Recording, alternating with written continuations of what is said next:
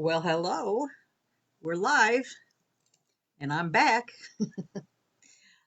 Today, I wanted to show you how I use metal clay with some of the Potter USA impression dies. I know some of you have seen me do this before, but there's a lot of people that are that haven't seen it and that are curious about it. And the Potter USA folks agreed to let me do a demo and hopefully uncover some mystery you may have about the process. I have been working with metal clay for quite a few years, but what I do with it is fairly limited in the scope of all the potential for metal clay. So those metal clay users that do far more than me may feel that this is kind of a really minor use of what metal clay has the potential of doing.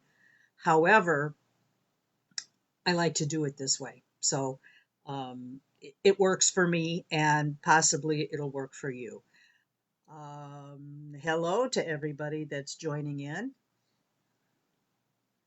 Great, I see that we've got quite a few people here. And like I said, I do things maybe unconventionally, some might feel, but like I said, it works for me, and I enjoy doing it this way. So first and foremost, I will show you some of the pieces that I have done. The majority of them are I haven't put a patina on them because I'm not certain what I'm going to be doing with those pieces yet. So this medium is very versatile and can do lots of different things. So it's very much the same as using sheet metal or wire to use the impressions, sort of, kind of. Um, the end result will look pretty much the same, just the materials are a little bit different. I like using metal clay far more than I like working with sheet, but that's me. So I just like the tactile feel of it. I just enjoy it. So let me turn the camera down here, and hopefully this will be a decent broadcast. Sometimes I've had issues with the pixelating and things like that. So I'm just using the camera on my phone, so it's not the best quality uh, that could be had. So I don't have all the bells and whistles of some of the more sophisticated um, cameras. All right. Hopefully we'll get in the view here. Oh, good, Diana. Thank you. Hey, Toots. Okay. So here are some of the pieces that I've done that are complete. Well, some are completed, some are not. Um, the bracelet was really kind of a fun project, this bracelet here, and also the one that I'm wearing with the oak leaves and the acorns. I just love this pattern. And the thing about silver clay is it produces a nice substantial piece of well piece of jewelry. So they're not thin in the least, and they're not super thick. So they're nice weight.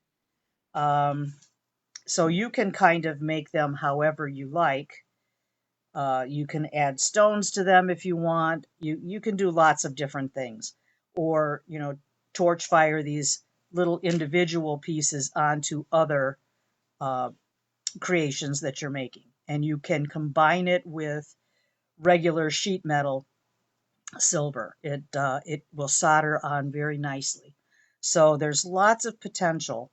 I've taken some of well, this was a part of a ring die, and I just wanted the little hands and the heart. So I just made this little portion of that with the clay. The little green man guy, I just love him. He'll probably turn into a pair of earrings. But some of these other pieces I will probably solder on to other parts. So these little uh, this little impression die. I can't remember what box that was, but that makes nice little earrings, little drop earrings, or you could make bracelets with them as well, just whatever you want to do. So I am going to kind of be all over the place with this. I'm going to show you some of the dies that I use and what I like about them and what works better with clay than others. So let's see here. Let me look here because I see I've already got some questions, and I'll try to keep looking from time to time to see, because I'm by myself, so I have to kind of just look up every now and then and look at some questions. All right. Jacqueline's asking me, could you use metal clay in the silicone molds you would use for casting and remove and torch fire? Yes, you can. There's nothing wrong with doing that. I've done that many times. A lot of times, people aren't aware that you can use these metal impression dies just as well as the silicone ones. So there's just a few little tips in how to maneuver around them. Okay. Carla, price comparison is, it depends. I mean, silver's gone up a lot, but of course, that's going to make silver clay go up as well. But you can get a lot of pieces out of your packages of clay, and they come in different gram sizes. So I'll try to do the best I can. I would say overall silver clay is probably a little more expensive, but there again, you can save all your scraps of the unfired clay, and you can grind it, reconstitute it, and use it again. There's lots of variables with clay, so there's probably more. There's probably more information than I can cover in this demo, but this can get you started, and I'll try to provide you with as much information as I can, and I will put some links for different things, sheets about how you fire it, things that you can download and print and keep for your records. And if you like doing this, there's lots of avenues where you can get more information. So Kim, you're asking if you can make your own molds. Well, yeah, you can with the two-part mold products. But this is basically a demo about using the Potter impression dies. So, but yeah, I mean, clay is very versatile. You can do a lot of different things with it. So those are some of the things that I have completed recently. And I will show you on this particular die, this bear, this picture frame, I believe that's what it was, the picture frame die of the bear. It's probably like a Yellowstone shot or something here. This one, now this doesn't have patina on it, so you're not going to see the detail quite as well. But this one, the bear looks fine to me, but the background here where the trees and the sky are, to me, I don't think that that's a very good impression. And I tried to press this a few times with the raw clay, and I just wasn't getting the result that I wanted. But once I patina this, I'll see a little bit better if it looks a little bit better. So that's one thing that I would tend to avoid dies that have a lot of shallow spaces, because you just don't get that imprint very well. This is another die, case in point here. This little tiny, delicate little charm. This is very shallow, and I tried to press this several times, and I just couldn't get the detail very well in the clay. Works great with metal, or sheet metal, but not with the clay. Um, one of the Mandela dies. I am going to try to redo this again, to try to press this again and see if I can get a decent impression from this. But it is shallow, so there is that possibility that you won't get all the depth and detail out of it. But a lot of it is trial and error. So, if it doesn't work well for one die, you can roll the clay back up and press something else with it. There is some shrinkage with the clay. So when you when you torch fire the impression, the clay is going to shrink, and it's usually about 7 to 10% of the entire piece. So it is going to be a little smaller than what it looks like here. Whereas if you were using sheet metal, you're getting the exact same size of the die. Okay, so there's also the issue of if the impression die is rather deep. You can press any of these dies with clay, but you're going to use more clay because of the depth. So you just have to decide how you want to use your clay. So some of the larger pieces, of course, are going to take more. And also, there is a size limitation as far as for torch firing. You don't want your piece to be any larger than, say, a $50. If it's larger than a $50, then you're going to have to kiln fire it. It's just it's just you take the chance that it's not going to fire through, like get cooked really well. So, that's an issue. So you just keep that in mind. I have done the Dragonfly successfully. It's a little bit large. Oh, I see that the video's cutting in and out, so hopefully we'll be okay though.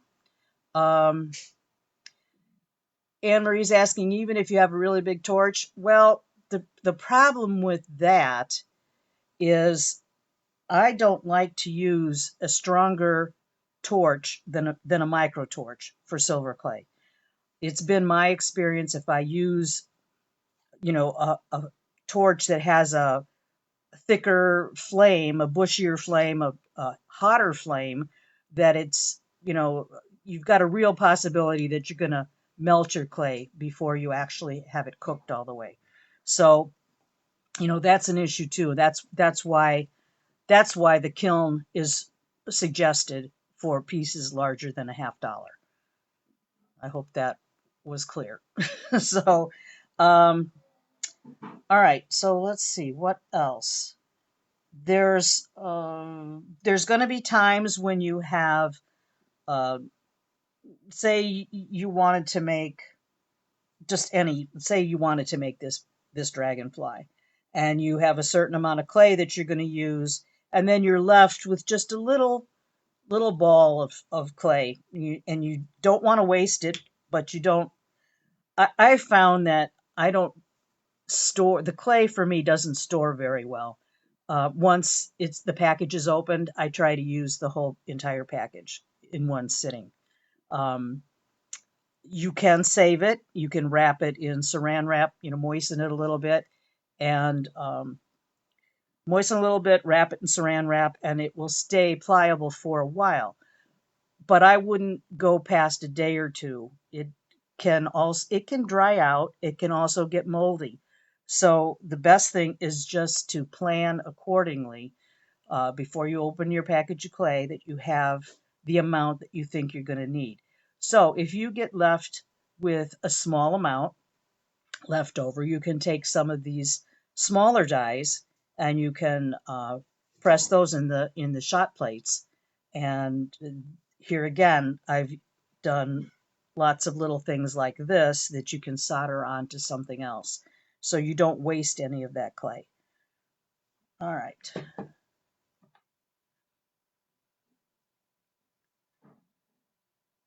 Barbara says torch firing is usually done with a large butane torch. Well, you know, if that works for you, that's great. But I have a tendency, maybe I'm working too close, whatever.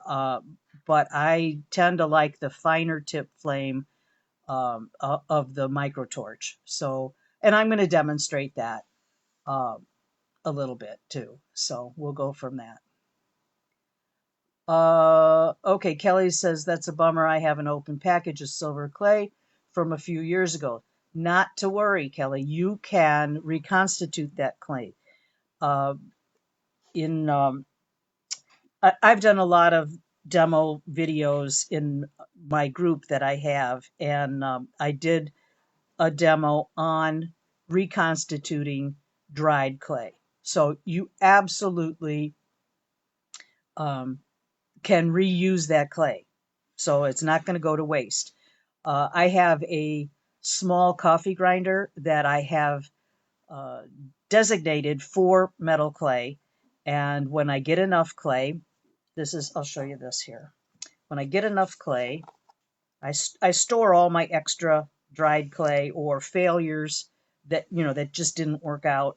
It's just like saving your silver scrap and your filings and things like that. You just store it up, and then once I feel I have enough to work with, then I will grind this up in my little coffee grinder, and then I will add little bits of water, little by little, because you don't want it to get flooded with water, and then you don't have anything, you know, more to add to it. So you want to just kind of put your water in drops, and you know, and stir it, and then you'll kind of reconstitute it into a paste again. And you know, I'll go over how the steps of that in my demo, and that way you know the consistency that you need. It tends to be a little bit wetter than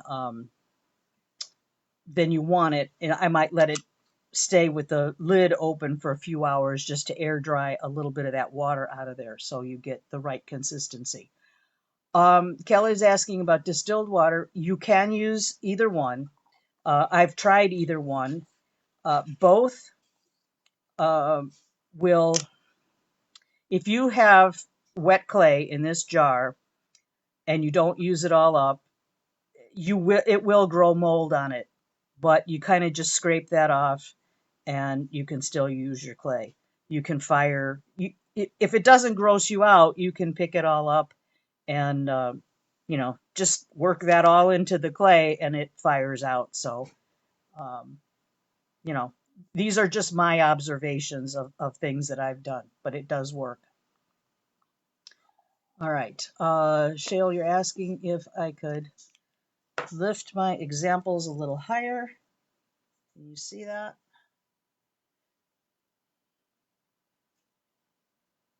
Yeah, I'm never sure if I'm totally in the frame at all, but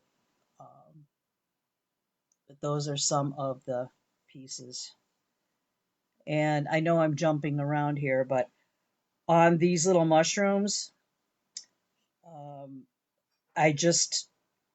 I'll show you how I did it, but after they were fired, there's just this plain shiny background on the back that I don't really care for especially, but I took my hammer handpiece and I just hammered on a little texture on this mushroom, and I like it so much better. I don't know if you can see that or not, the texture on here, but it's like a little diamond finish. Picks up the light really nicely, but I will patina this probably. Um, okay. Mold in a mold. You're right, Mish. Okay, so Shale, were you able to see those a little bit better? There's also, you know, some glare in here too, so you may not see them quite so well. Okay. All right. Yeah, just ask any questions and I will try to address them. All right, let's see here. Okay, so we covered that area. All right, so we'll get down to business. Where to put all this stuff? All right, so for when you're using the clay, let's see here. Let's see if I'm close enough. Bring that back towards me a little bit.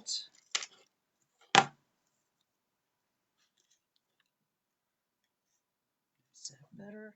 I wish I could turn the camera horizontally, but it won't record that way for a live demo. I don't know why, but that's just how it is. Okay. All right. So here's the clay. This is how it is. And I know that the words are backwards because of my setup here, but this is what I buy. I've been using Art Clay Silver since I started working with the metal clay. I learned with this. I got certified in the first level, and I never went any further. First level certification. So I can teach some of the more basic projects. So, all right. So it comes in different gram size packages. You can get a 5, 7, 10, 20 gram, 20 gram, and then 50 gram and 100 gram. It all goes by the sizes like that.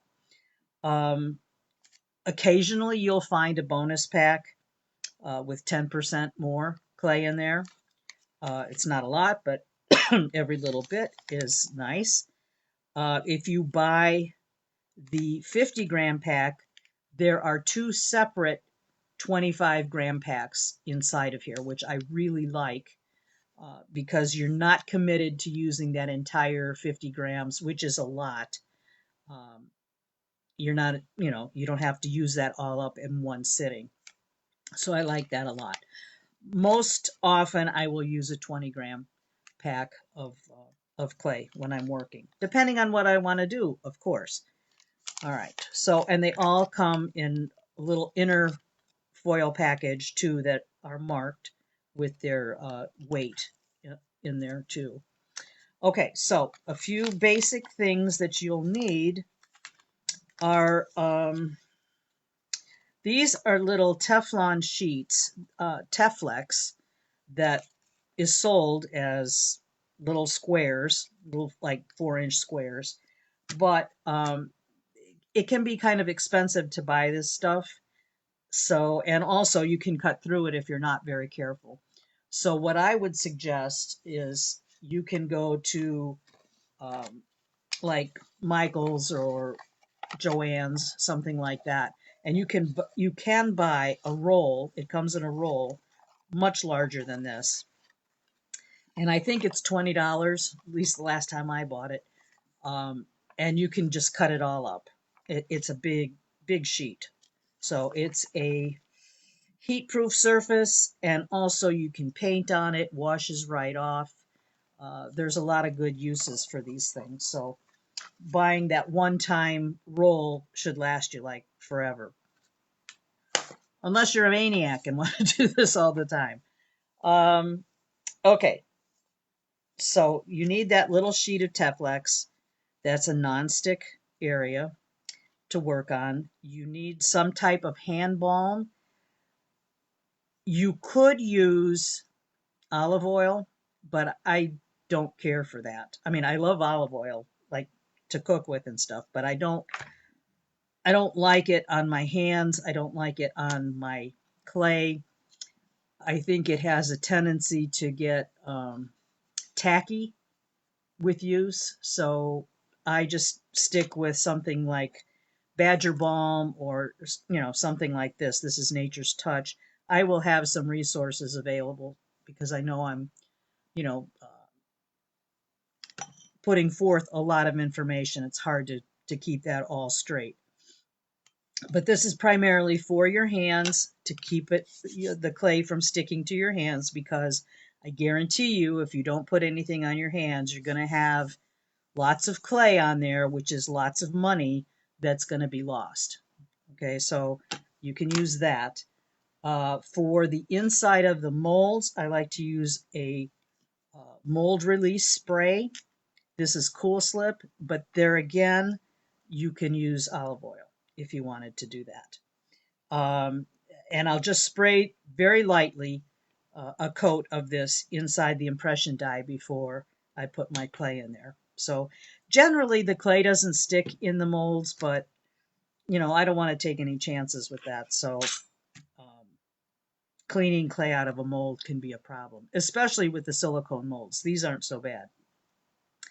All right, so you need that.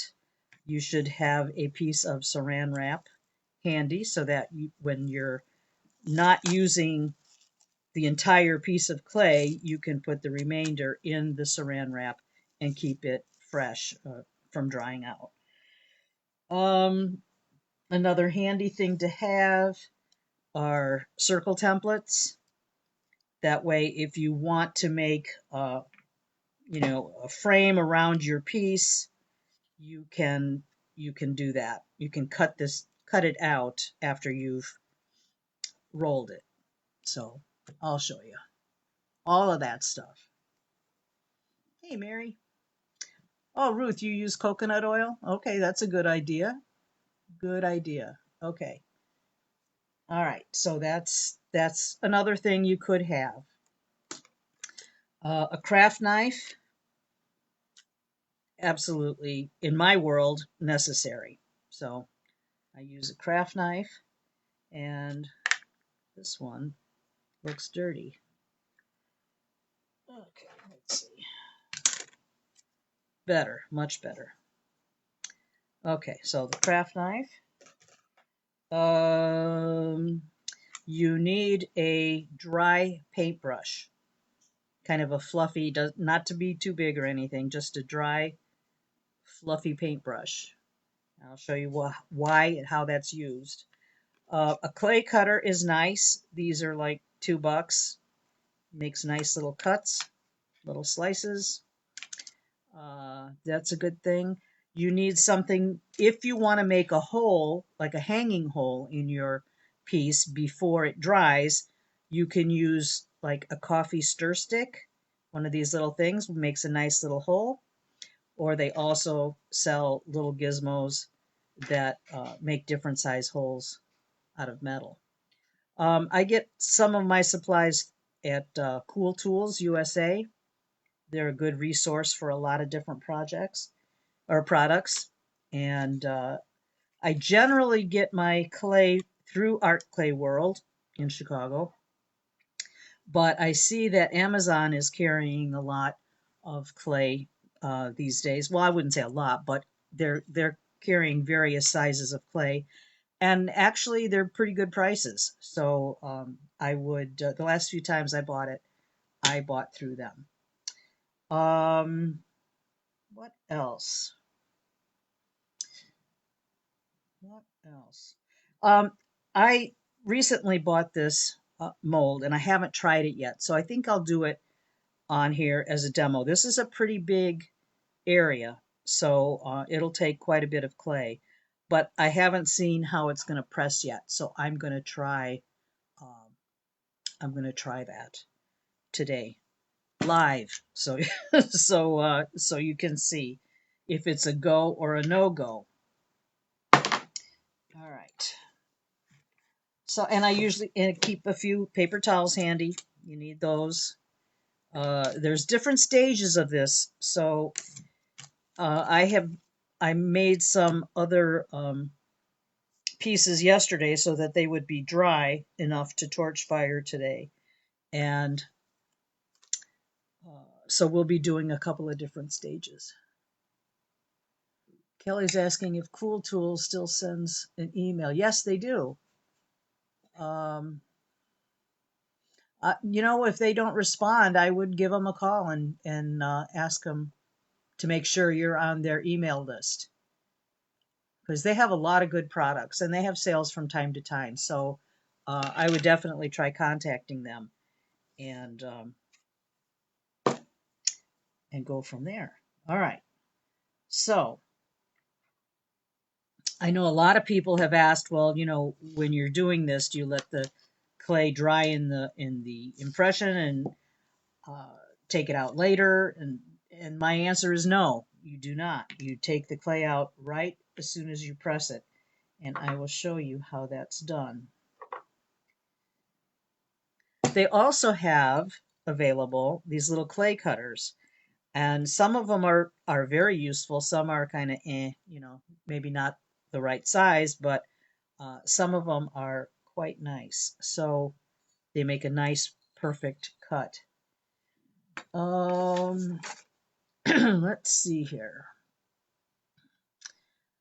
if I'm missing anything.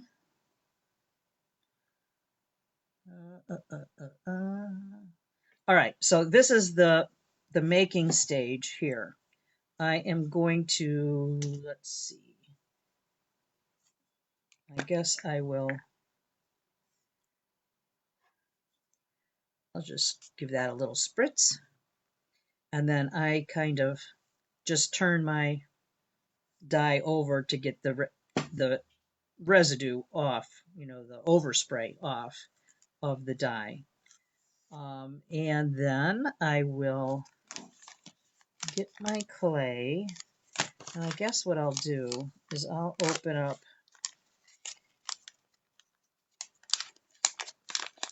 the 50-gram pack.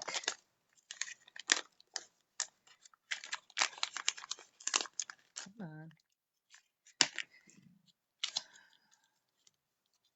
So each of these is 25 grams, and then they gave me a little bonus, the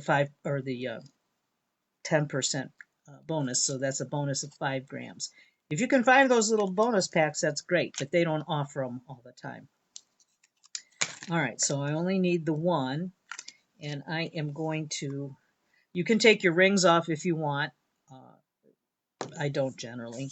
I'm lazy that way. So I'm putting some of this balm on my hand. Okay. So that way the clay will not stick to my hands. Now, excuse me. There's usually 2 or 3 when I sneeze. All right.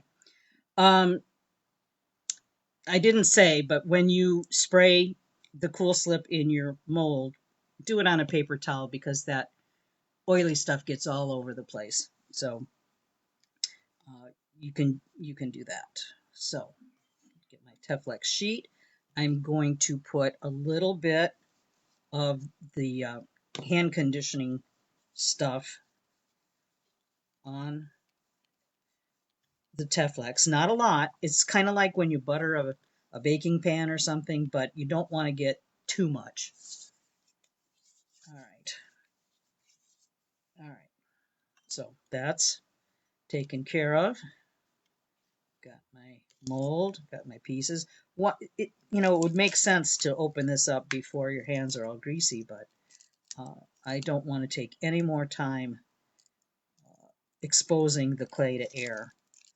So this is 25 grams. It's a nice piece of metal clay. You want to make sure you get all of the clay off of the little cellophane. Even the little part that's stuck to the cellophane. Put that in there. All right. Now, actually, since I have this nice big piece here, I think I'm going to switch this over to this because I have the nice full piece right here. And I'm not rolling this out. Traditionally, when you're working with clay, you roll it out and it's like so many cards thick and all that stuff, but this isn't how I'm doing it, okay? So I'm just kind of flattening this just a little bit, and I'm just going to lay it over the impression and press it with my fingers.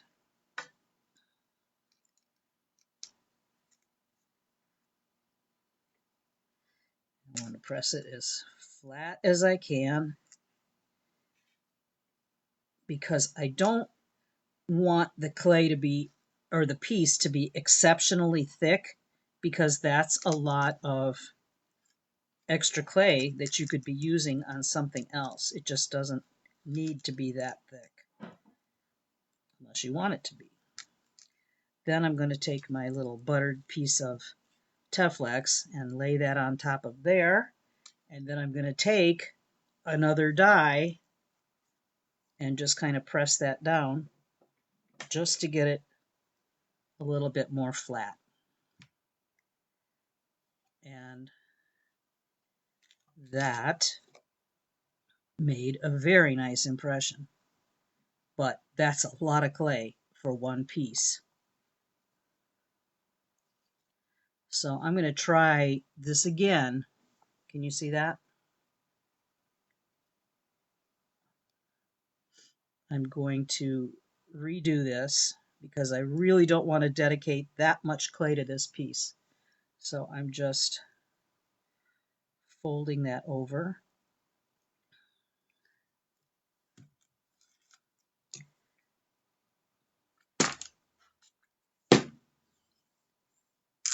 All right.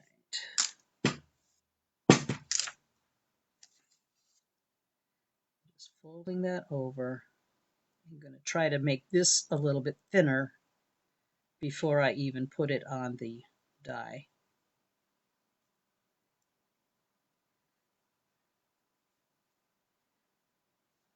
All right.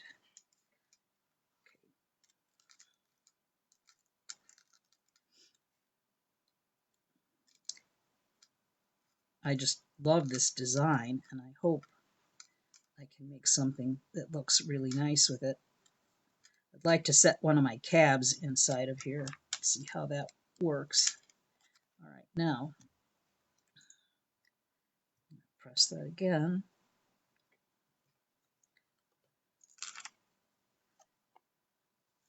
There, I have a little more excess. Not much, but I still have a little more excess. So that came out pretty nice. Okay.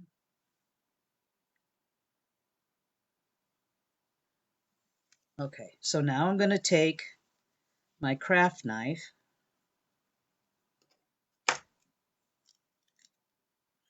I'm going to take my craft knife here and gently cut around the design.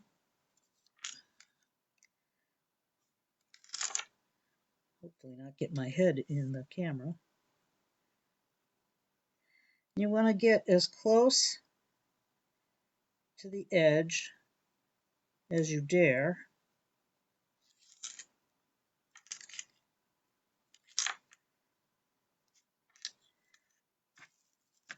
Set that on my saran wrap.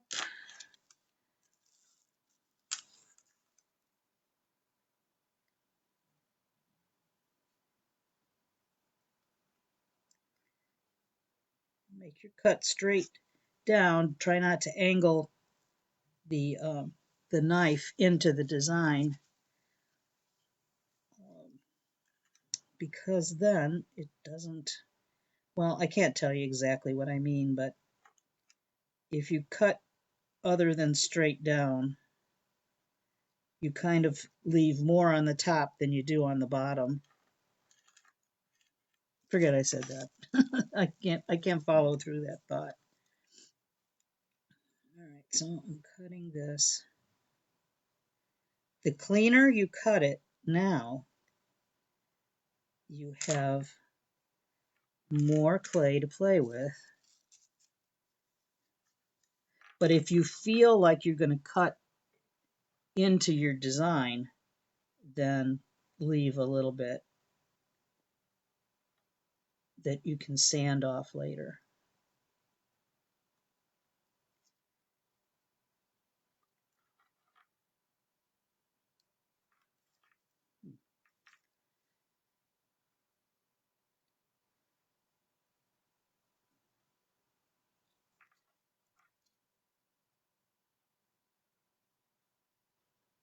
Sometimes it's best to just quit before you ruin anything.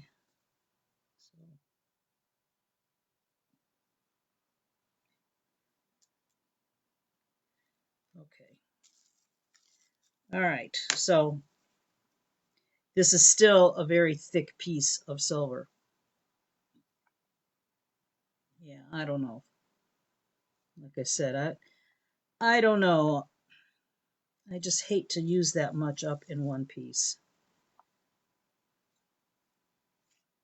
Because I'm crazy, I'm going to try this again.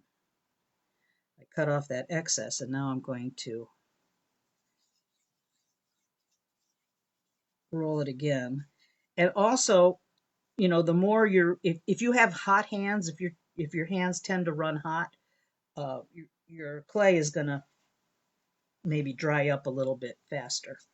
So you may need to rehydrate your clay. And also, as you're re-rolling things, you'll get little cracks and lines and stuff in there. And I found that if you smush it in your hands, that kind of takes those cracks out of there and makes it look a lot better and less potential.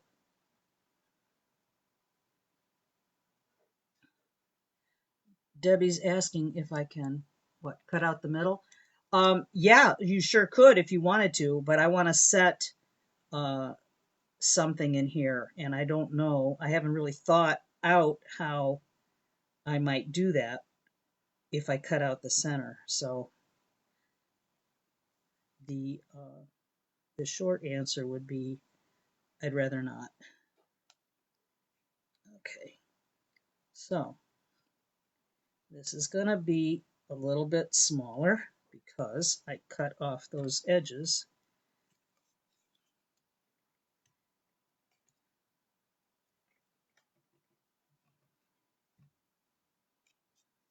Okay, now that did not peel up when I removed that Teflex sheet. So I have to take this and I'm going to just lift up a couple of edges.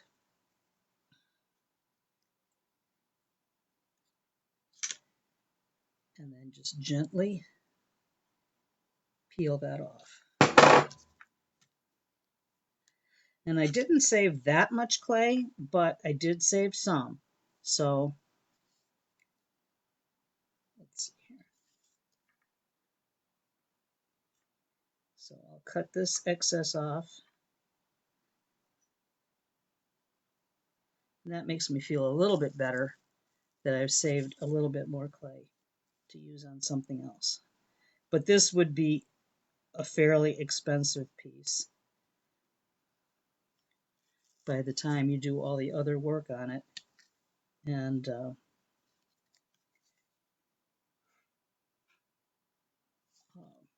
set your stone and all that other stuff. It would be a fairly expensive piece.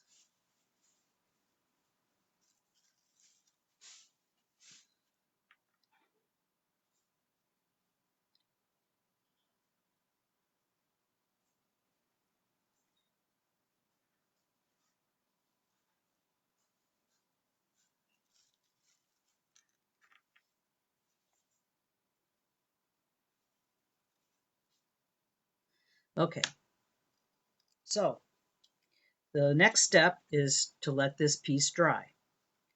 And personally, I have a dehydrator, so I'm going to put that on the dehydrator and let it dry in there. But if you didn't have that, you could use a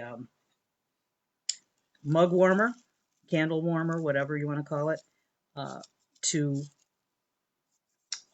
dry your piece on.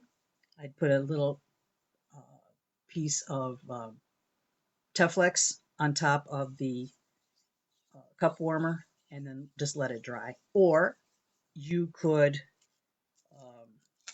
just let it air dry. Okay, so I'm letting that piece rest here in the saran wrap while I decide what else I'm doing. All right, so I'm going to get rid of this garbage here. All right. Yes, this is being recorded, so you will be able to find it in the Potter People group in the videos, in the media, the media tab, and then go to videos, and you should be able to find it. So you can always replay it. And I'm also going to put this in my group so that way my group members can find it as well. All right, so let's do this little mushroom. And I will do the area behind it. Let's see if I want to use that. I need another Teflex sheet. I need to butter that up a little bit. Yeah, that little mushroom is sweet. It really is. I'm not sure how I'm going to use it yet, other than that one that I used the hammer handpiece on. Those will be earrings. All right, so I've got my piece here, my leftover clay. I'm going to give it a little smush in my hands, and then push it down. This is why the traditional rolling out your clay, I mean, this is a whole way different than working with uh, metal clay traditionally, but very doable. Now I just pressed that a little bit too much and I ripped through my clay. I'm glad you're seeing these because that way you'll know how to avoid uh, problems if you can. So I'm pushing that down. And you know, the thing about the clay, using it this way, your pieces are solid. It's like pouring solid on the impression dies with the like if you were melting down sheet solder, I mean sheet metal or wire, and this is a lot easier in my opinion. All right, so that came out nice. Now this allows me to do two different things. I can either cut out the mushroom, you know, with my craft knife, just kind of slowly go around the whole design and cut it out, which I've done. Actually, I have one that I'm going to fire for you in a little while. Or you could decide if you wanted to use one of your templates to make a background on there, if you wanted to do that. Or you could use like one of these little, I'll use this just so you see its use, but you know, sometimes you get right in the middle and sometimes you don't. It's a little clay cutter. It's like a cookie cutter, and they come in different shapes and sizes. And if you wanted a square, that's one easy way that you could do it. Or you could use your clay cutter here and, you know, just make your square that way. You know, but this way, by using this little thing, you get 4 even sides. So I'm just playing so that you can see. All right, so let's do this with the mushroom again.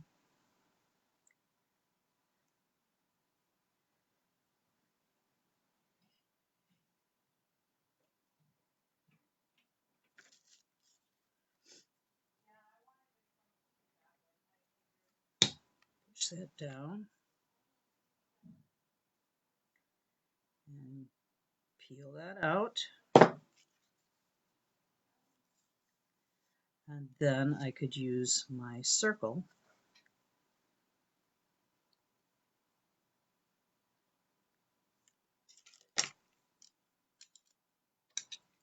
and then cut that out.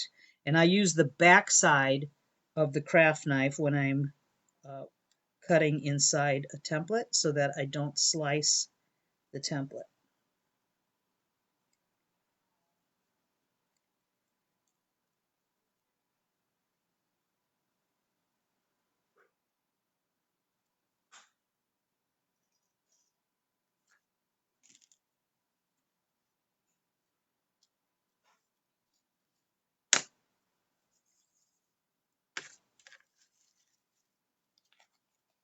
So you have a nice little mushroom with the background. This again is a little bit thick, but you know, you can decide if you want to use your clay that way or not. Um, but there's, you know, there's different things that you can do with this stuff. It's just fun. You know, to me, it's just like I said, more tactile. But there's nothing wrong with working with sheet silver. It's just a matter of what you want to do. Let's do this one.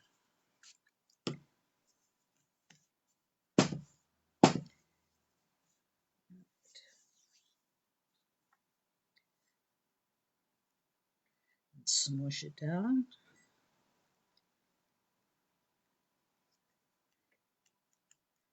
Smush it down as much as I feel I can with my fingers.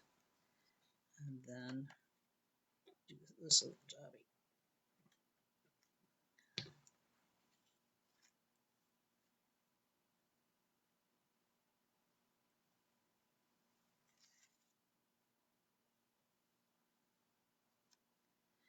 There you go. I'll use the little clay cutter. Not sticking my fat head in the camera, hopefully.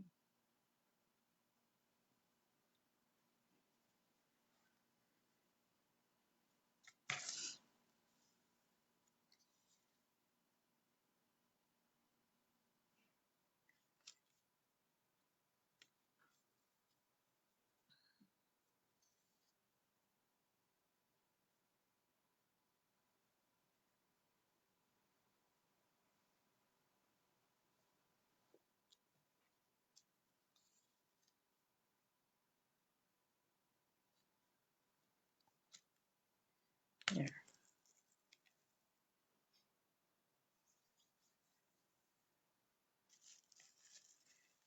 Rolling up my clay again in the saran wrap. So I've got my little piece there.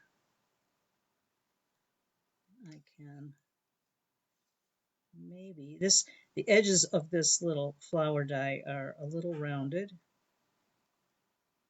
So I can take off little bits. I mean, it can be ridiculous, the amount of clay you try to save, but you know, it's all money. All right. Okay, so then I would put this also away to dry. And then I'll solder bales on to those things later or attach that to something else. So let me check any comments and then we'll go ahead.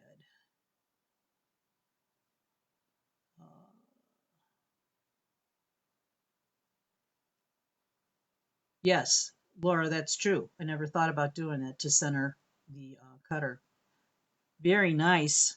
Thank you for that. See, it's great. I get to learn something from you guys too. Uh, do I need to clean the die after you're done using the clay in it? I typically don't.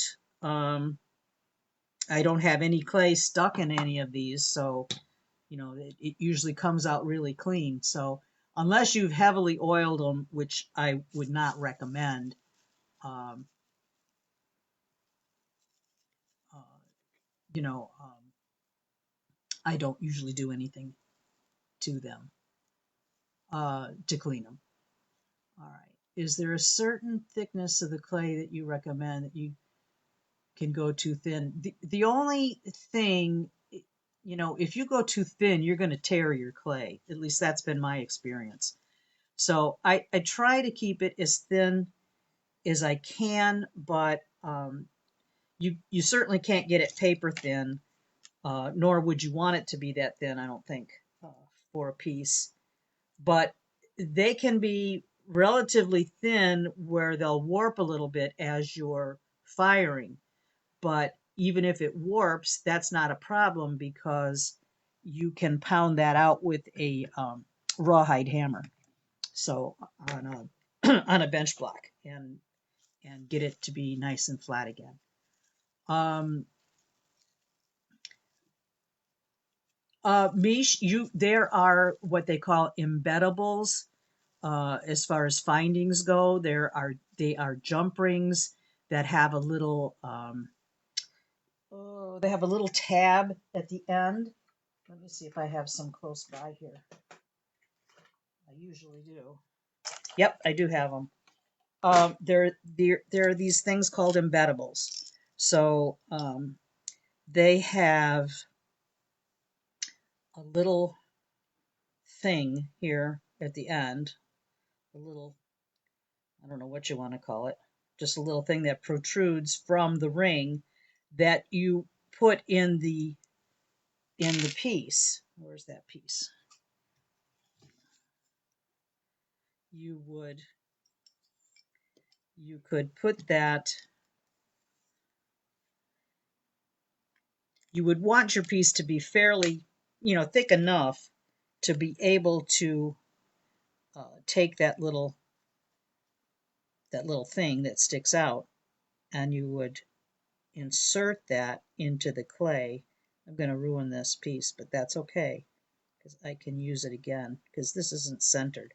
But basically, that's what you do. You put it in on the edge and you make sure that you've got it covered, that it's not sticking out the backside. Um, and you can fire that. This is fine silver as well, these little things. So that's an option, but you want to make sure that if you use these little embeddable items, that you push that into the clay as much as you can, that little stem that sticks out, because the clay is going to shrink a little bit as it dries and fires, and you don't want that little stem showing. So it is very doable, but that's the only um, way I know to attach a ring at this wet stage of the clay.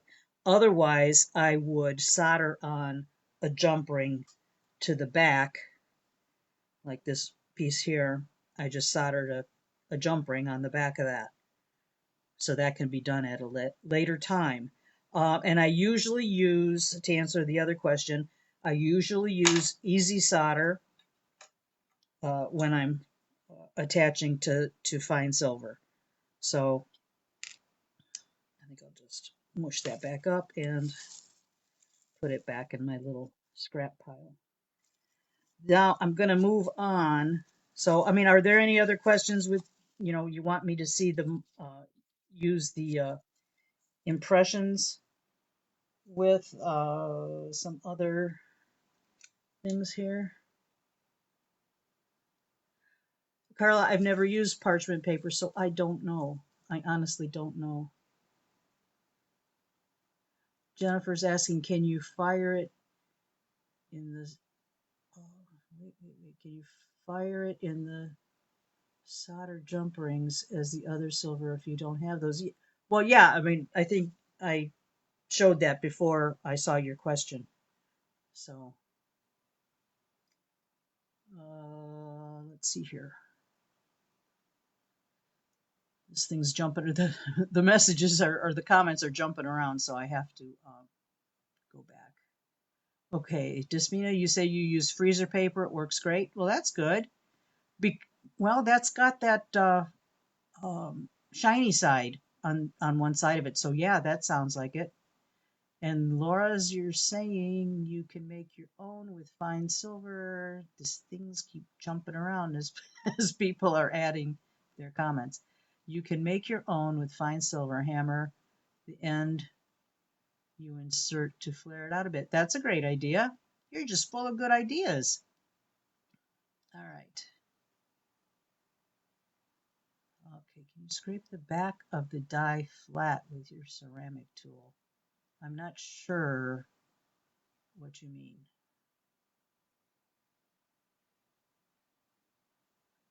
All right.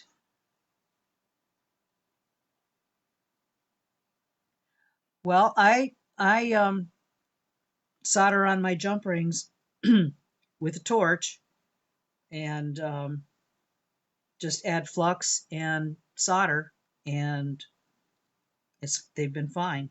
And then I throw them in the pickle and just treat it just like you would any other silver. So, okay.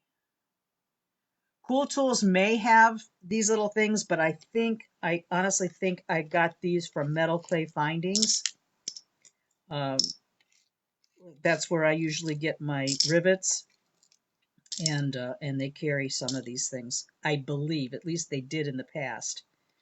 So those are kind of neat. But there's little things to consider because of the clay shrinkage. You have to make sure that you get them in right. Yep, Art Clay World. I got some of these from Art Clay World as well. So, okay, let's see here. All right. Okay, so you get what I'm saying is that you make your impression, you peel out the clay, you do not let it dry in the impression. You take it out and let it dry, and then you clean it up. All right.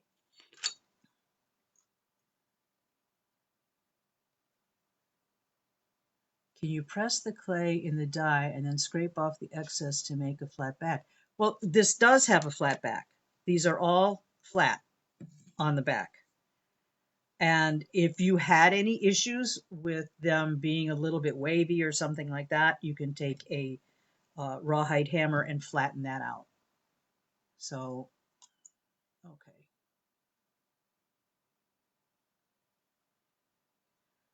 Okay. All right. All right. Any other questions? And then I'm going to move to cleaning the pieces. All right. So once you make all your pieces from the raw clay, I'm going to use this clay up later on. And I'm going to keep it in the saran wrap and then put it back in. Take this paper out that I never look at and put that in there and close this up and make sure that it stays moist. But I will use that later today, so it's not going to go to waste. All right, so when you're ready, when your clay is dry, and that could take a couple of hours. Usually, if you use a dehydrator, you can get it done depending on the thickness. Depends on the thickness of the clay piece that you're working with. It could take a half an hour, 45 minutes in the dehydrator. I can't say that I've really timed them lately, but if my memory serves correct, which that's questionable, it could take half an hour or better, depending on the thickness in the dehydrator. Cup warmer could be about the same. If you let it air dry, I would probably let it air dry overnight. The way to tell if your piece is bone dry, which is how it has to be before you fire, is you would pick your piece up from wherever you're drying it, and you would lay it immediately on like a little piece of a mirror. Say if you have a hand mirror or something like that, you lay it right on top of that mirror, and then you lift it up, and if you see any condensation whatsoever on the mirror, your piece is not dry. So you have to be able to not get any of that condensation to make sure that your piece is dry. When you're working with the dry clay, you want to make sure that your hands are dry. If you introduce any moisture into that clay, uh, it's not going to be dry anymore. And the result is going to be when you apply the flame to the clay, it's going to blister and pop or whatever, and ruin your piece. Sometimes it'll bulge. Sometimes there's air, like I mean, not air. Well, you can get air bubbles, I guess, too. But the moisture will make it just kind of like bubble and split. So that's not good. Okay. Always make sure that it's nice and dry. All right. So I'm wiping all of this uh, stuff off my hands.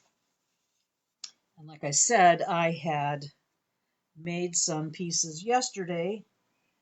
And so that way they're nice and dry. I used the dehydrator and uh, they became nice. They got nice and dry. Got too much stuff here. And grab a paper towel here. All right. Any other? Let's see. You can make your own. Okay. Freezer paper. That's good. Oh, the report covers. That sounds good too. Okay. No, you know what? You can make these pieces, set them to dry, and forget about them like forever, and you can still uh, fire them as long as they've been kept safe, from getting cracked or anything like that or damaged. Um, you can fire them at any time. And if you say if we got to that stage where the piece that I dried, that's all dried, and you dropped it and you broke it, that would go in my scrap jar and to be reconstituted. So it's totally reusable. Yeah, it's a bummer if it breaks because you spend some time in it, but you can still make new clay out of that when you have enough clay. So there's that. If you fire a piece and you don't like how it came out, then you would put that in your fine silver scrap, and you can have that sent to a recycling place and along with your other scraps. Okay, so all right, we'll go back down here.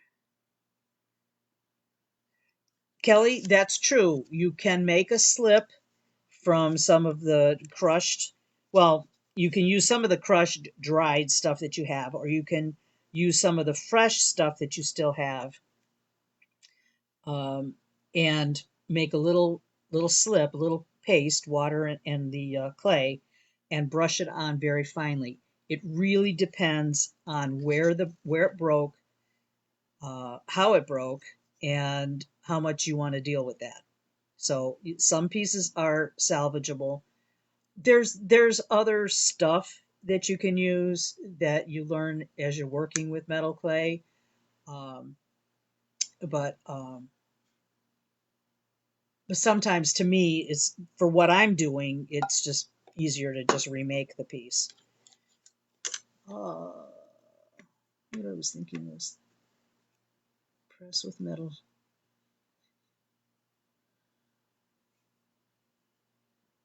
There's so much variety, and the fact that you can solder these pieces to other, like sterling or fine silver, it makes it just even more versatile and more fun. All right, for when I clean these pieces, or sand these pieces, I should say, get my Teflex again, make sure that this is dry,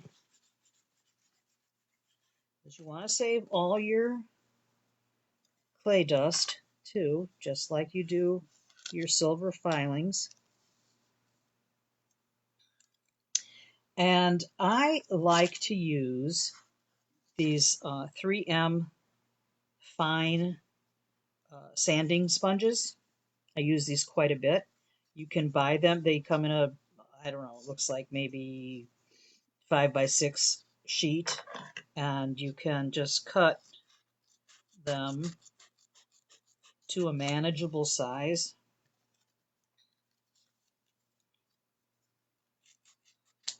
All right, so that's good. So I like to use that. And then I also have a really mini size diamond files, which I would be happy to share where I got those, except I don't remember. I got them so long ago.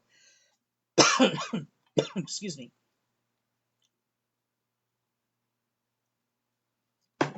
I've tried to do Google searches and find them, but I have not been able to. So you can get a little bit larger size. Um, those are still available, I believe. Here's my little bag of tricks here.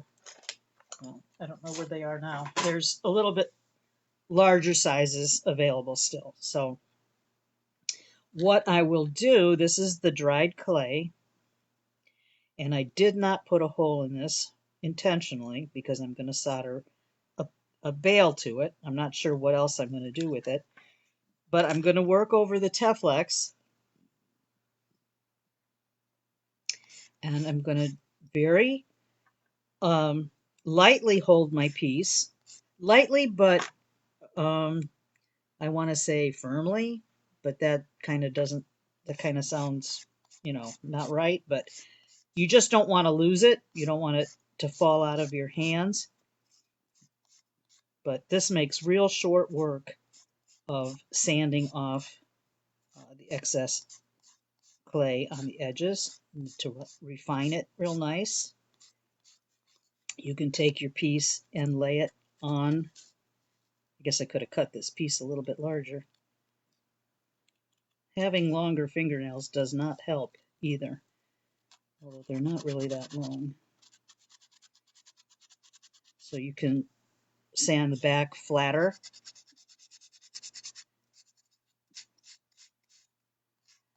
It's actually quite sturdy once it's dry, as long as the piece isn't real thin.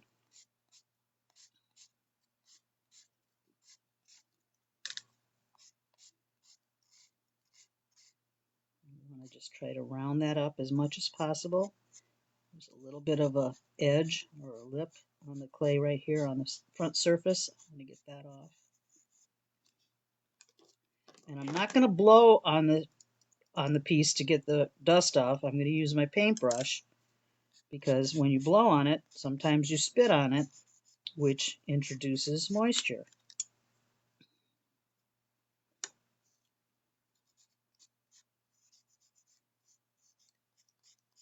And you can also do refining after it's fired if you want to do that. This is just easier. It's easier, number one, if you cut it, when you make your design, if you trim off the excess as much as possible. So that makes cleanup a lot easier.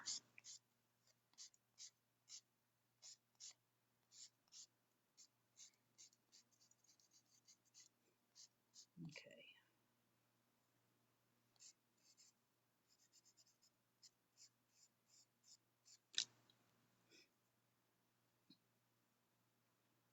And before you fire your piece, you want to make sure that you've brushed off all the dust.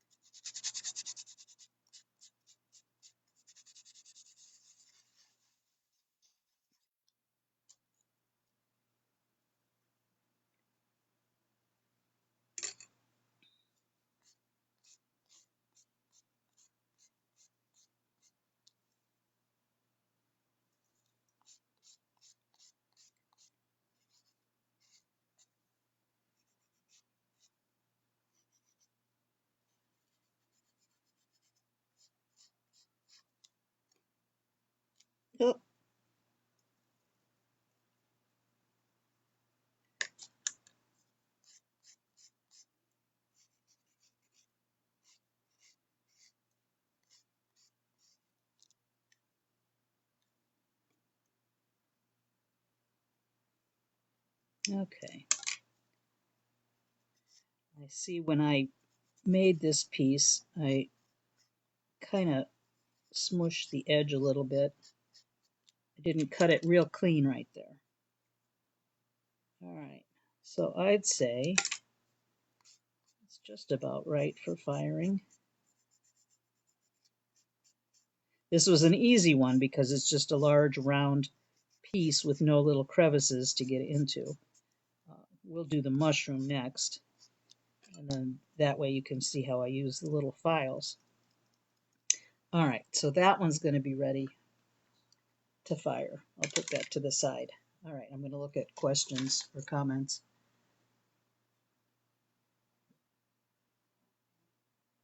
Yeah, I'm going to put, Kitty, I'm going to put as many resources as I can on a post after I'm done. Um,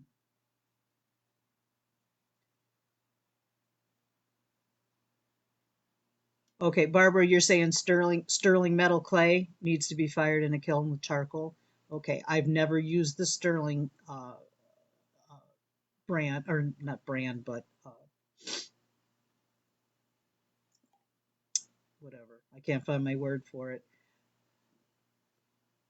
The silver clay or the sterling silver clay.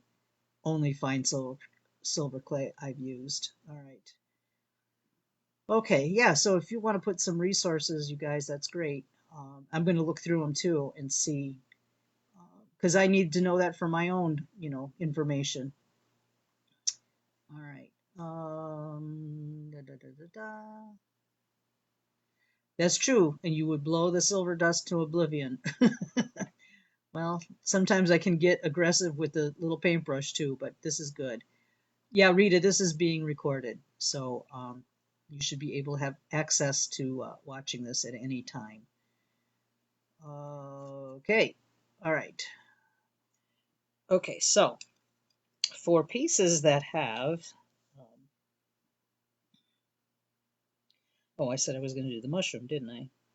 Okay, well, I did a mushroom, I did an owl, I did a little flower right here, and I did a bee. These are all powder impression dies. And I would take, I don't know if you can see, but the silver dust is accumulating on that piece of Teflex. I'll take my mushroom.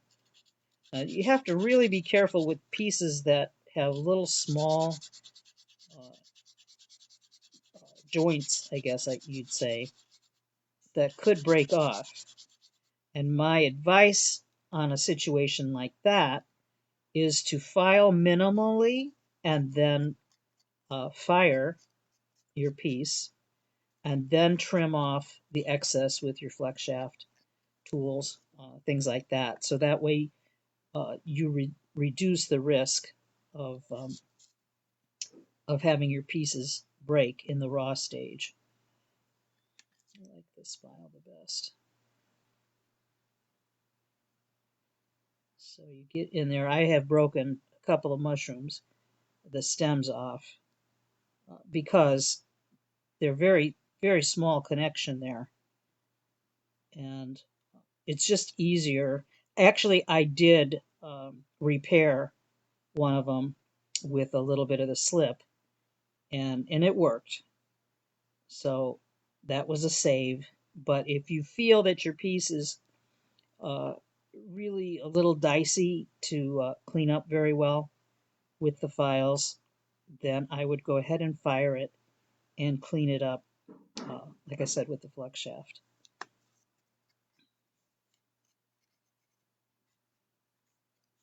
That's probably as much as I'm going to do on this guy. And then I'll fire him.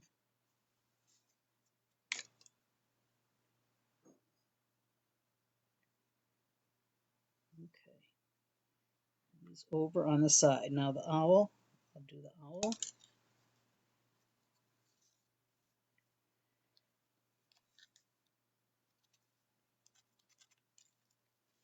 Yeah, I should have cut that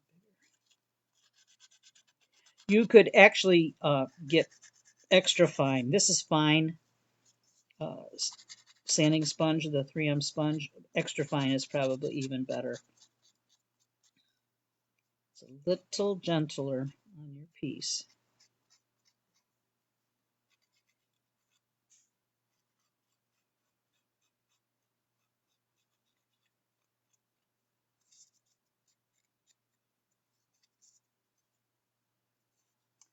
I'll just do this guy and then we'll go ahead and torch. And then that way you'll see how that process is done.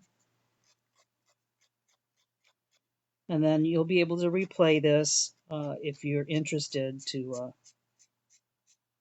check on the steps again.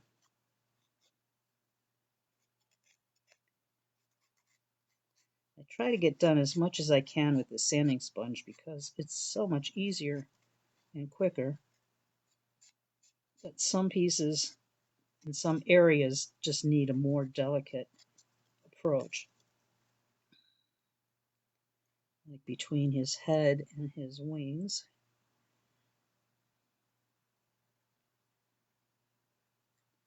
You want to follow the contour of the design.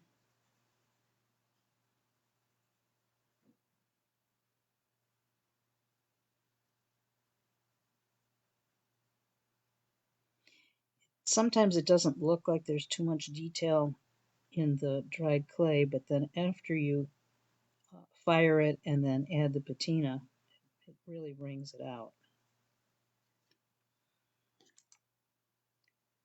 All right. I'm not going to get too fussy with, maybe a little fussy, because then that's less cleanup on the flex shaft. Because he's got his little claws here, and you could actually get in there and file between his claws if you want to try to capture all the detail. And between the feathers on his wings as well, if you wanted to get in there and file to bring that out, you could do that. Okay, that's going to be enough for that.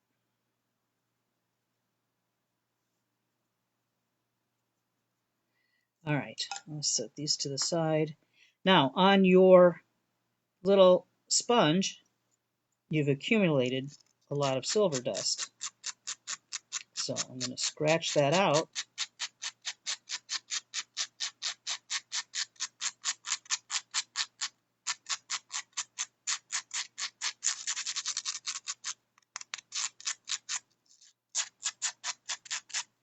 Okay, and so I have a nice little pile of silver dust that will go into my jar for when I reconstitute silver again.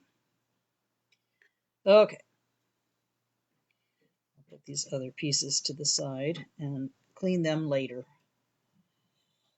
Where do I put them without getting destroyed? Okay.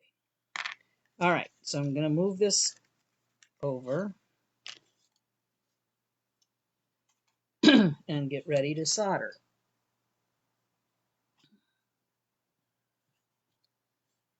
Don't want to burn my phone. All right, so I have somewhere, I have a timer. You can use your phone if you want, but I'm going to set it for 2 minutes because that's all this takes is 2 minutes. And I'm going to bring,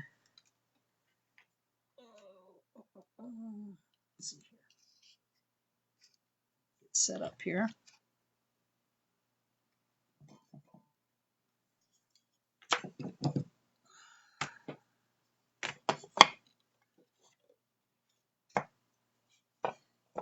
Bring my little solder brick over here.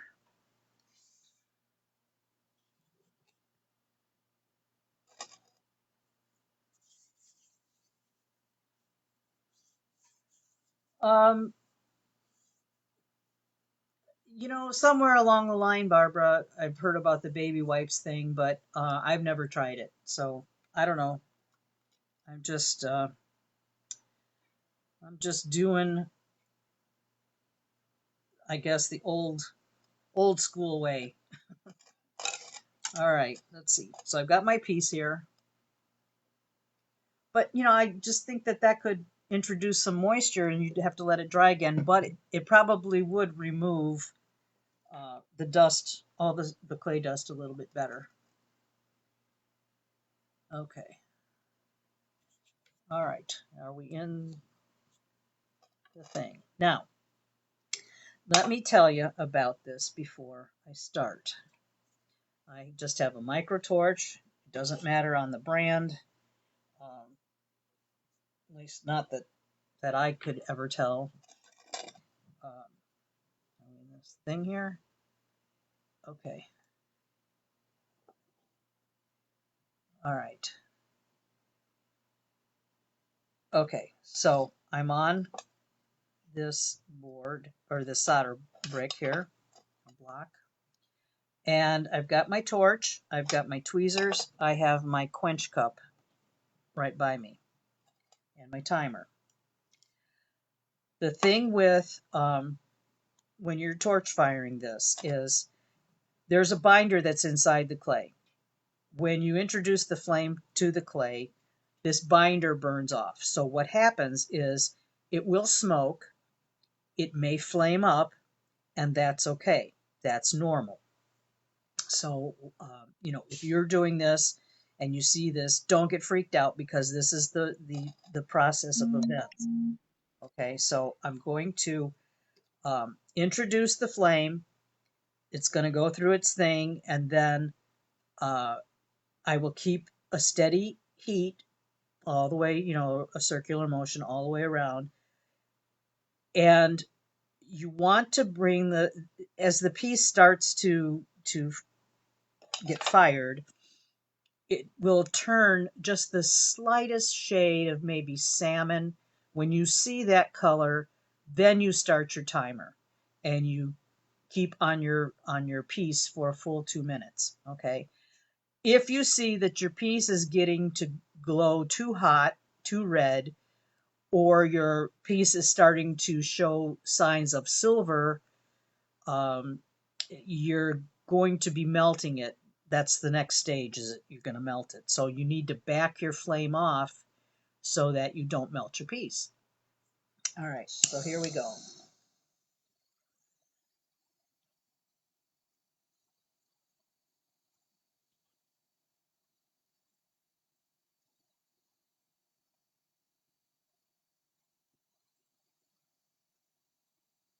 So it's starting to smoke,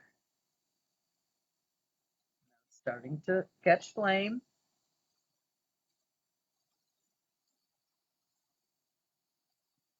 It's all okay.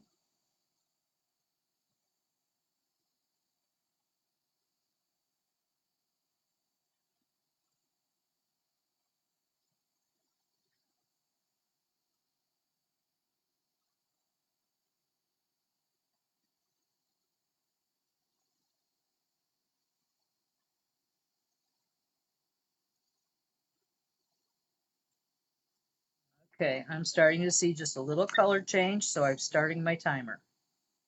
Now, the piece is curving a little bit. It's kind of curving upwards a little bit, and that's okay. That will relax and lay back down as it goes through the firing process. There are some cases where maybe a part of that won't lay flat down again, and there again, that's where you would use the rawhide hammer to flatten that out. Now you can see, hopefully you can see there's the color change in there, kind of orangey, pale. That's okay. Just keep your heat on there, keep circulating that heat. And that makes sure that your piece is getting cooked. The word for that is sintered. You want to make sure that that clay gets fired all the way through. If it stays raw in the center, or in some places, then it's not going to be solid, and it will be more easy to break.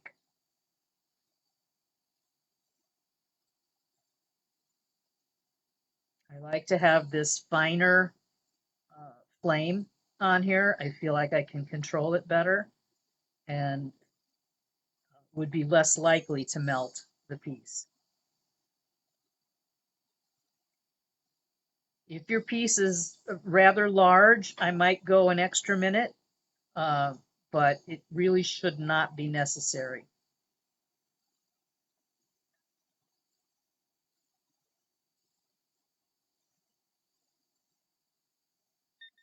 Okay, that's 2 minutes.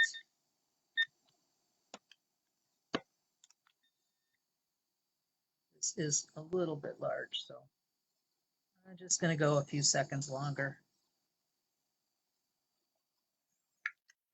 Okay. So the clay kind of turns a whitish, silvery white when it's cooked. Now, unfortunately, I chose to use a block that had flux on it. So don't do that. That's going to just make an extra step for you. I'll have to put that in the pickle now, which normally you would not have to do. Okay, so just kind of let it air cool for just a sec and then quench it. All right.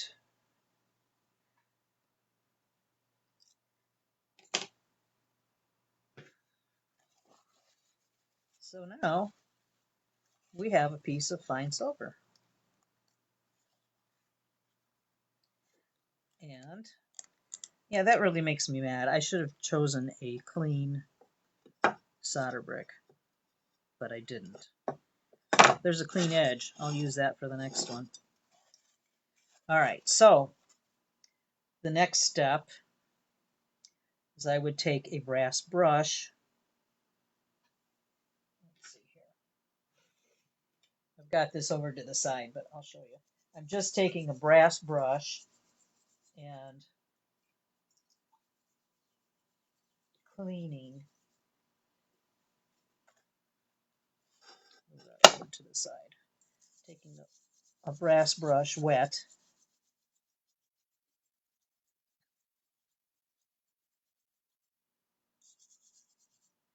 And that brings out the silver shine. But what I would still do is I will clean this up real good. I'll put it in the pickle only because I screwed up and used the wrong board. But I will tumble this after I've refined anything. Or say I want to solder a bail on, now is the time I would do it. I would just turn that piece over after this is cleaned and solder on a jump ring or some other bail on there, and then clean that all up and then put it in the pickle. I mean, in the tumbler. So, but that's kind of cool. Okay. All right. All right, so that's piece number 1 done.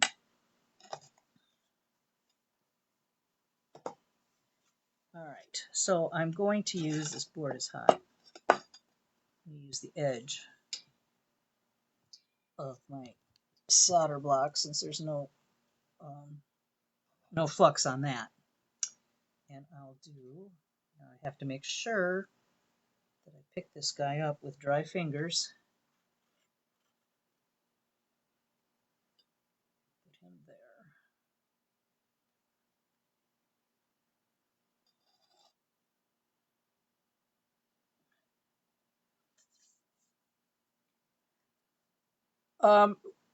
When you hallmark these pieces, I'm really bad about doing that. And Mish Barlow from Pragmatic Artisan is making a .999 stamp that'll be available sometime in the near future. And so that way you can lightly impress that into the clay. Or what I often do is just make like a little tag, stamp that on there and just solder it on. But on some designs, it's kind of tricky to put that stamp in. I bought from Cool Tools, I bought a .99 stamp, and it's really, really tiny. And, the clay shrinks too. So, um, it's really tiny on there. But that is an option if you wanted to do that. Let me show you. Well, I guess I don't think I can show you the comparison on this particular die. The shrinkage comparison is what I'm referring to. I don't even know what I did with that now. Well, I'll look at that later. But I'll do a comparison shrinkage on the owl. I've got that die right here, and I'll show you the difference in the outcome. All right, I'm going to reset this for 2 minutes. And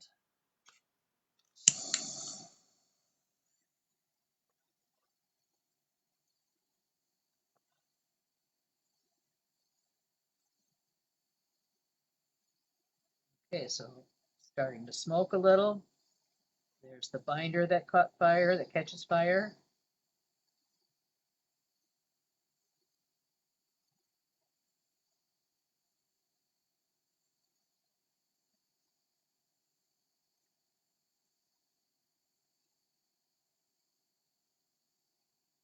I'm just starting to see that glow. It's very faint, but it's there. Okay, my timer's set.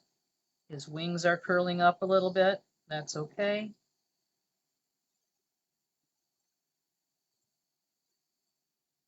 Getting a little too red, or orange, and some silver is coming out, so I know my heat was too close. Just backed up a little bit.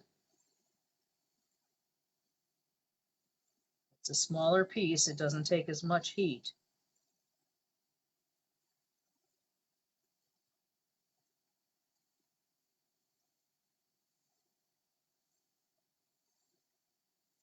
And pay attention to what you're doing while you're doing it, because you could easily look away and melt your piece.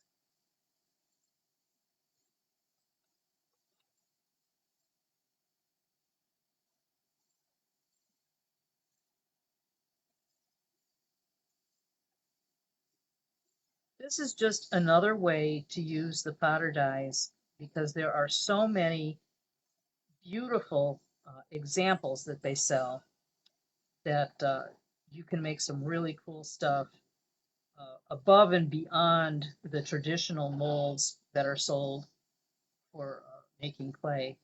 So it really expands your variety, your choices, and capabilities, of what you can make.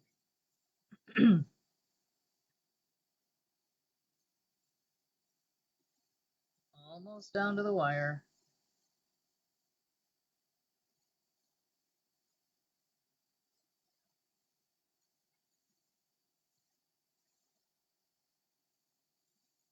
But it's pretty darn simple. The whole process is pretty simple. Okay. All right.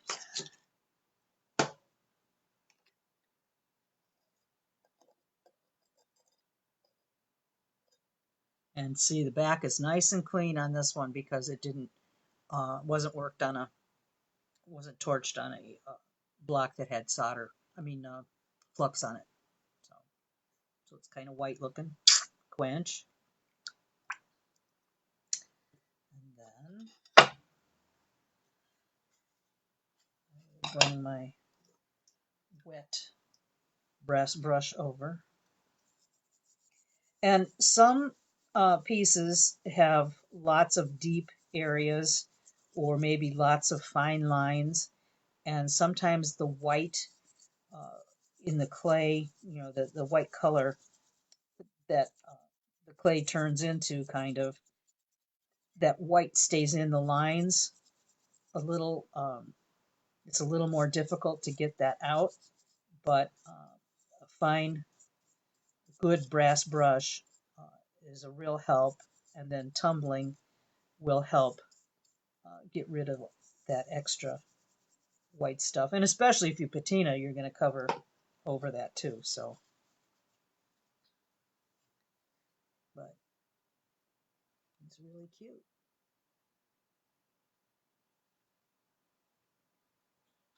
So yeah, at this stage you could fire on your bale or whatever, or solder him onto some other piece. So, all right. Anything else?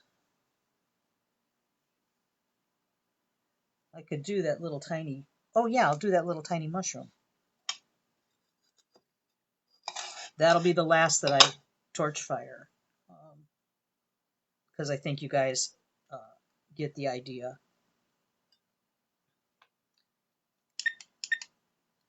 All right. Then I'll see if anybody else has some questions. I'll look over the comments, and then I will post, excuse me, resource information. I also have a firing schedule from Art Clay World that I'll attach in the files. And that way, if you have bigger pieces that you want to fire or to do in clay, then you can do them in your kiln, and you'll have the schedule for that.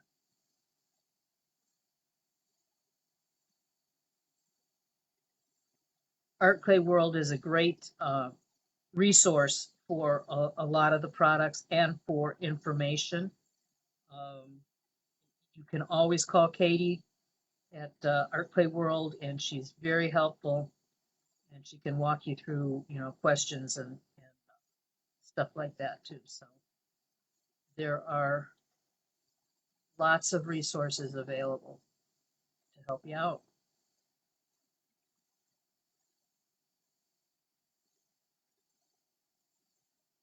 This guy is little, but I'll still give him the 2 minutes, because it does have thick areas.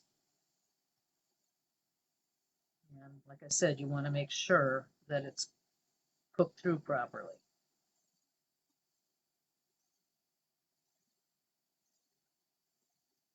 But I've enjoyed just making little parts and pieces from other dies, like those ring dies, to just focus, take an imprint of maybe the center part of those dies, and then I can incorporate those into a different piece.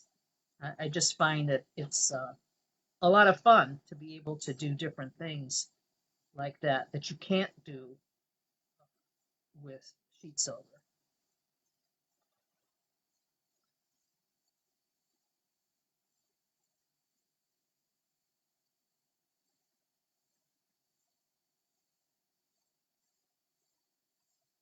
Almost there.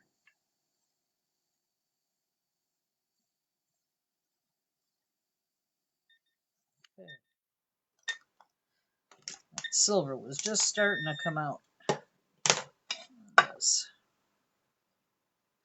And make sure when you pick up, well, actually, I should have said this before. When you're placing your piece on your soldering board, make sure that you're not using the tweezers that you just dunked in the quench cup, so that you don't get your clay wet and kind of mess that up.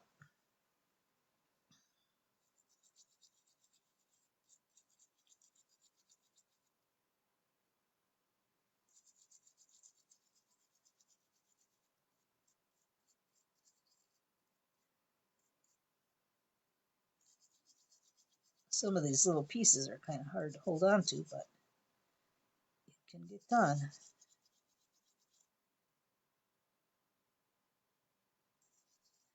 And this guy I didn't trim as closely, or file, sand the edges quite as close, because I was afraid I was going to break the stem. So I will go over this with the flex shaft and trim up this guy just a little bit better. So, all right. So comments. And I don't know why that screen flips out to green every now and then, but okay. All right, so we did 3 pieces that we finished completely. Well, not completely, but you know, that you got to see them go from raw silver, raw clay to silver. It is silver.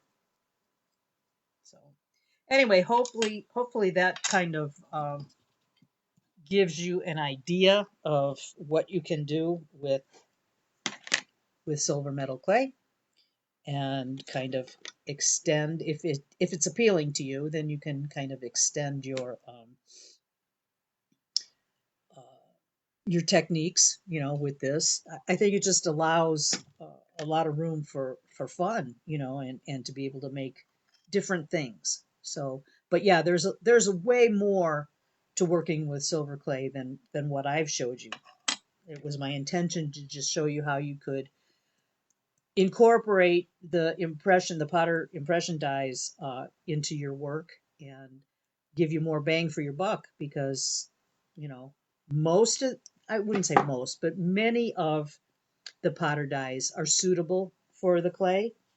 And like I said earlier, or at the beginning, that a few of them maybe are not quite so they're either too shallow excuse me, too shallow or too deep. So you'll know if it's too shallow if you're not getting the correct or the full imprint. And the only thing with too deep is that you're using a lot of clay in there, and that can be not very cost effective. So, you know, but that's your choice, and that's something something different. So, all right. If you have any other questions, you can certainly post them. Uh, you know, just attach it to this post or whatever, and I'll look through them later on. I will attach some links and the firing schedules, um, whatever, you know. I'm always happy to share what I've gleaned, you know, over the years on different things. And like I said, there's a lot more to silver clay than this. So, all right, guys, thanks for joining me. I hope you got something out of it, and thank you to Potter USA for allowing me to do this. And oh wait, I'm just seeing there's still questions coming in. Kelly's asking, can you torch fire with cork clay and make hollow forms? I have made hollow forms with the clay, and I believe I torch fired them. I think there's information that I might be able to dig up on that. But I used, for the hollow forms, I used clay that's in a syringe. You know, you make your cork clay form, and then you know, do all the syringe clay around that. And we burned it out, but I can't. It might have been in the kiln, because I think that's a pretty stinky process. But there's lots of stuff that you can do. So, can I color the clay? I have never thought about doing that. Color it. I'm not sure in which way you mean, but you could enamel over it. That you can do. But that's a whole nother thing. So there's lots of stuff. So again, thanks to everybody for watching, and I'll see you occasionally in Potter's group or on my group if you're a member. And thanks for watching. Bye-bye.